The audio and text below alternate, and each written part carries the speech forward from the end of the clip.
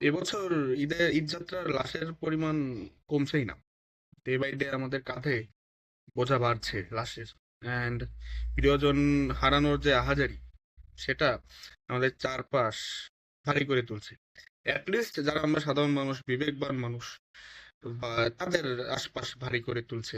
সরকারের পর্যায়ে বা উচ্চ পদস্থ পর্যায়ে বা এলিটদের কানে যায় কিনা সেটা আমি জানি না, হয়তো বা যায় না। কারণ তারা সাউন্ড প্রুফ ঘরে থাকে, তো সাউন্ড প্রুফ রুমে থাকে, তো বা অফিসে থাকে, তো হয়তোবা সাধারণ মানুষের এই আহাজারি তাদের অফিস বা তাদের বাসা পর্যন্ত পৌঁছায় না।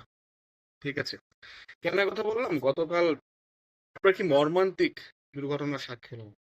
অবশ্য আপনারা অনেকে বলবেন যে ভাই, মর্মান্তিক কিসের, বাংলাদেশে তো এটা হয় অ্যাজ ইউজুয়াল।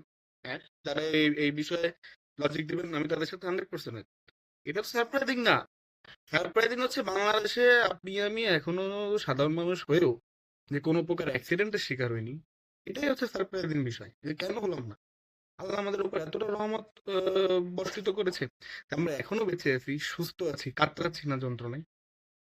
রাজবাড়ী থেকে সর্দ পরিমাণের যে বাসটি ফেরিতে উঠতে গিয়ে আমরা ভিডিও ফুটেজে দেখলাম যে পল্টনের পাশে নদীতে পড়ে গেল, এবং একই সাথে নদীতে পড়ার সাথে সাথে 50 থেকে 60 জন মানুষের জীবনও অন্ধকারে তলিয়ে গেল নদীর যে তলদেশে। হ্যাঁ, কিছু লোক বেঁচে ফিরেছে আল্লাহর রহমতে। 10 থেকে 11 জন আপনার মেবি সাঁতরে উঠেছে, যারা জানলা থেকে বেরোতে পারছে বা যেভাবে হোক আপনার আল্লাহ তাদের আয়ু রেখেছিল, তারা বেঁচে ফিরেছে। বাট ম্যাক্সিমাম লোকই তো মারা গিয়েছে। তারা পরনে নতুন কাপড় ছিল ঈদে, তারা কর্মস্থলে ফিরছিল ভাই ঈদ শেষে।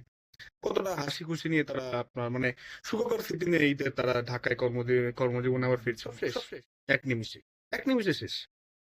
এক ছেলে তার মাকে খুঁজতেছে যে মা তাকে বের করে দিয়েছে জানলা থেকে, মা আর বেরোতে পারেনি। কি হাজারি, এ হাজারি আপনার মানে আমাদের দেশ যারা চালায়, তাদের বাসায় বা তাদের অফিসে বা তাদের এই কানে ঢোকে না। এসব সরকারের আমলে কোনো একক সরকারকে আপনি দোষ দিতে পারবেন না। আজকে 26শে মার্চ না, স্বাধীনতা 55 বছর মেবি হচ্ছে। হ্যাঁ, সো কি হলো? আমরা এখনো রোড সেফটি বা আমাদের যে আপনার এক প্রান্ত থেকে অন্য প্রান্ত দেশে যাব, এটা কোনো সেফটিই নাই, সেফটিই নাই। একজন স্বামী আজারি করতেছিল যে তার বউকে তিনি মানা করেছিলেন তার সাথে না আসতে। তার বউ বলেছে তাকে ছাড়া তার ভাল লাগে না, তার মন টেকে না। মানে বুঝতে পারছেন? সে বলতেছে আমার সব শেষ। এভাবেই অনেক ফ্যামিলি শেষ হয়ে যাচ্ছে বাংলাদেশে। কেউ দেখার নাই, কেউ কিছু বলার নাই। জাস্ট পরে আর একটা ঘটনা ঘটবে, হয়তো এরপর আমার আপনার সিরিয়াল।